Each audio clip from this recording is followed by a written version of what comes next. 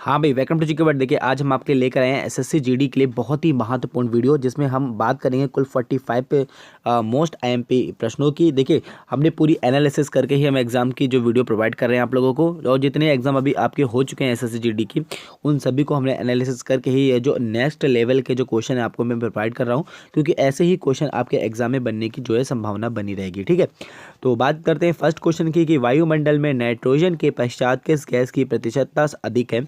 तो आपको याद रखना है कि नाइट्रोजन गैस की जो प्रतिशतता है वो 78% है। तो इसके बाद जो किसकी प्रतिशतता जो है सबसे अधिक होती है वायुमंडल में, तो वो है ऑक्सीजन। ठीक है, और ऑक्सीजन की जो वैल्यू है 21 है प्रतिशत। ठीक है, तो ये आपको याद रखना है क्योंकि ये क्वेश्चन बन भी चुका है और ऐसे क्वेश्चन आपको बार बार रिपीट करके मिलेंगे। ठीक है, बात करते हैं ओजोन में ऑक्सीजन के कुल कितने अणु होते हैं। तो याद रखिएगा, आपको अगर ओजोन का फॉर्मूला आता है तो आप बहुत अच्छे से याद रख लोगे कि ओजोन में जो ऑक्सीजन के अणु होते हैं 3, क्योंकि इसका जो फॉर्मूला ही होता है क्या, O3 होता है। ठीक है, अब मैं आपको एक चीज़ और बता दूं कि ओजोन जो है ये आपकी स्ट्रेटोस्फीयर में पाई जाती है, एक कवर बनाती है जो परावैंगनी किरणों को पृथ्वी तक आने से रोकती है। ठीक है, तो ओजोन के जो अणु होते हैं कितने होते हैं ये पूछा जा रहा है। तो याद रखिएगा ओजोन में ऑक्सीजन के अणु जो होते हैं वो होते हैं 3। ठीक है, बात करते हैं कौन सा विटामिन जो है एंटीऑक्सीडेंट्स होता है। तो याद रखिएगा कि एंटीऑक्सीडेंट्स जो होते हैं 2 विटामिन होते हैं, एक होता है सी और दूसरा होता है ई। लेकिन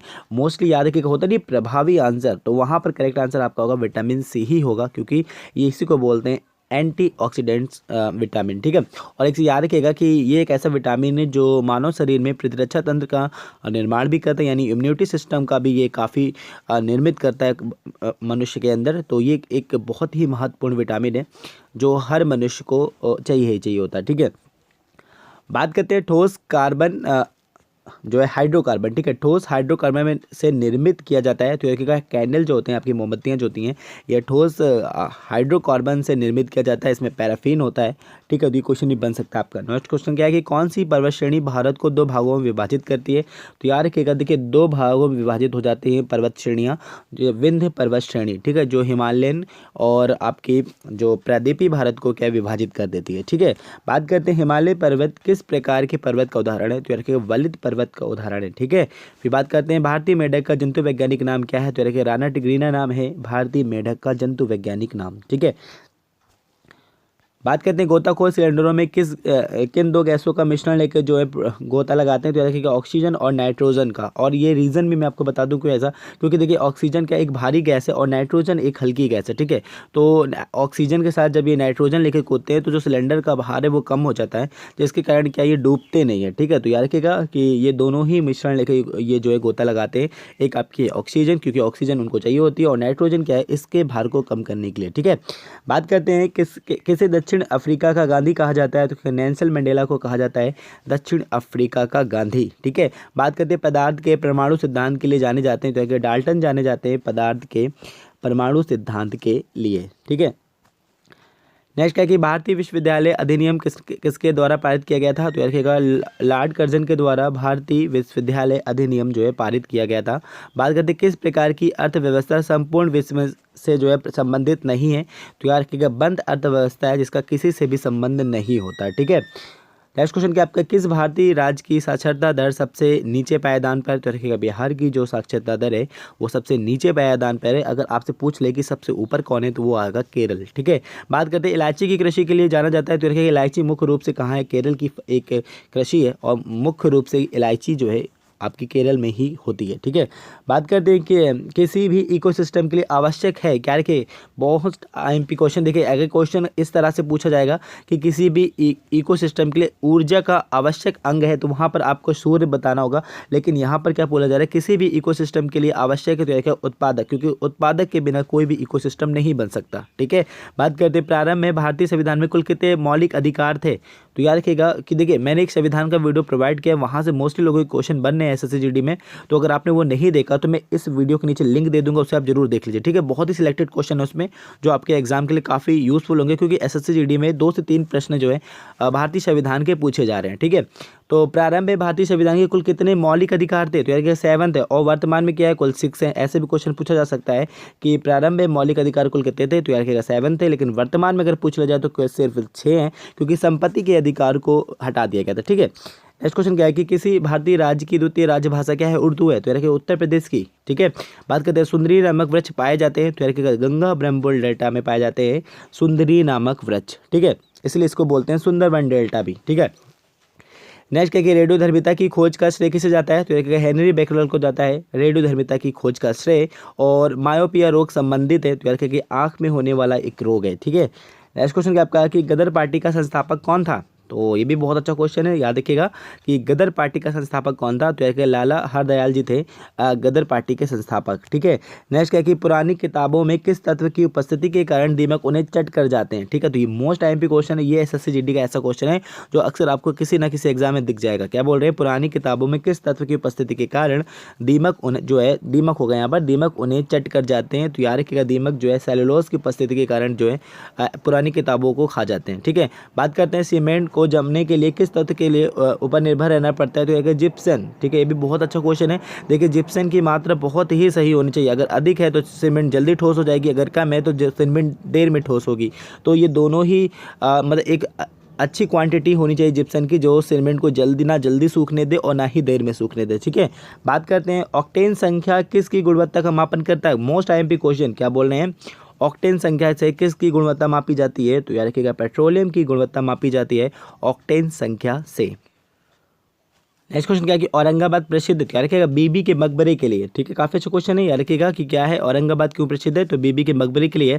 और आपको एक क्वेश्चन का आंसर बताना है कि औरंगाबाद किस भारतीय राज्य में स्थित है। ठीक है, ये कहाँ पर पड़ता है ये शहर? तो आपको ये कमेंट करके बताना है कि किस भारतीय राज्य में औरंगाबाद पड़ता है और ये प्रसिद्ध क्यों है बीबी के मकबरे के लिए। नेक्स्ट क्वेश्चन है किस हिमालयन चोटी को सागर माता भी कहते हैं? तो याद रखिएगा माउंट एवरेस्ट को बोलते हैं सागर माता भी। ठीक है, नेक्स्ट क्या गांधी इवरिन समझौता पर हस्ताक्षर किस वर्ष हुआ था? तो रखिएगा 5 मार्च 1931 में हुआ था ये समझौता।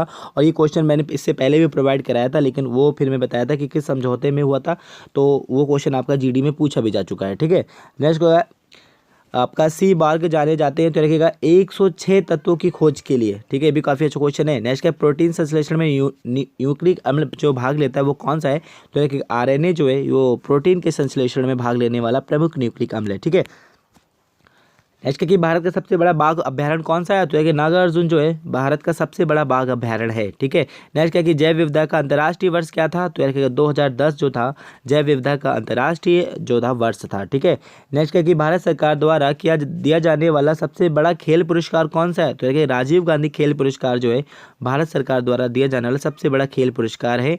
और कजरी किस भारतीय राज्य में जनजातियों का प्रमुख जो है नृत्य है? तो यार उत्तर प्रदेश का ये एक प्रमुख नृत्य है। ठीक है, नेक्स्ट कि मानव विकास सूचकांक किसके द्वारा विकसित किया गया था? मोस्ट आईएमपी क्वेश्चन, कई बार पूछा जाता है ये क्वेश्चन। क्या बोल रहे हैं कि मानव विकास सूचकांक किसके द्वारा विकसित किया गया था? तो यार महबूब उल हक द्वारा किया गया था मानव विकास सूचकांक विकसित। ठीक है, भारत में न्यूनतम मजदूरी अधिनियम किस वर्ष पारित किया गया?